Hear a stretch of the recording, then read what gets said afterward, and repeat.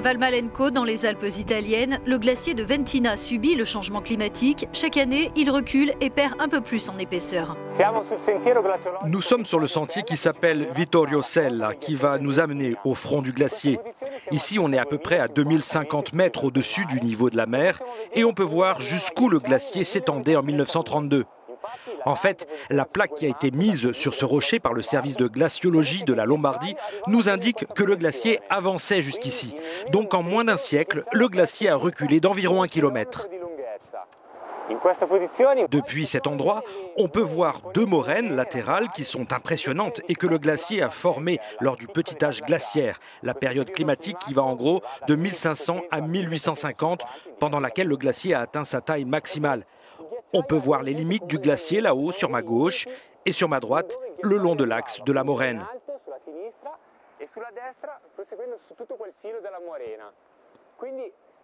Donc on parle d'une épaisseur d'environ 100 mètres qui a été perdue au cours du siècle dernier. Dans une période plus récente, le glacier a reculé aussi d'une trentaine de mètres chaque année. On est à 2070 mètres d'altitude et c'est au niveau de ce rocher que se trouvait le front du glacier en 1956. Donc en 60 ans, le glacier s'est retiré bien au-delà de la barre rocheuse que vous voyez là au-dessus. Ce que vous voyez en ce moment, c'est de la neige tombée cet hiver, ce n'est pas le glacier. Il est plus loin derrière la barre. Nous atteignons à présent ce qui reste du glacier. Autre problème, la neige résiduelle tombée en hiver qui doit alimenter le glacier a été quasiment absente ces dernières années. Cette perte en glace, qui se produit d'année en année, est un problème. Non seulement pour les aspects environnementaux des glaciers, mais aussi pour l'approvisionnement en eau. Par exemple, dans la plaine du Pô.